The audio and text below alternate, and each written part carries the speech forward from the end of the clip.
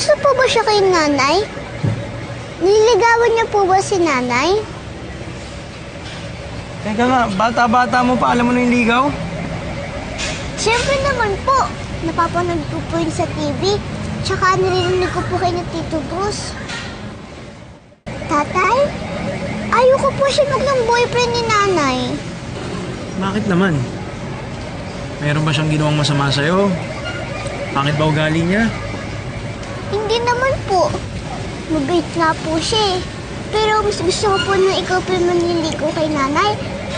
Para po kayo nilang kulit ni nanay. Anak, sorry ah. Iba kasi yung pamilya natin sa ibang pamilya eh. Tsaka alam mo naman na mag-girlfriend na si tatay, di ba?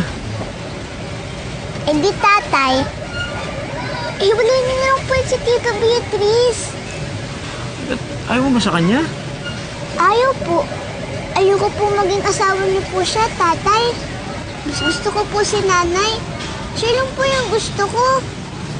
Sana po, magustuhan niyo po si nanay.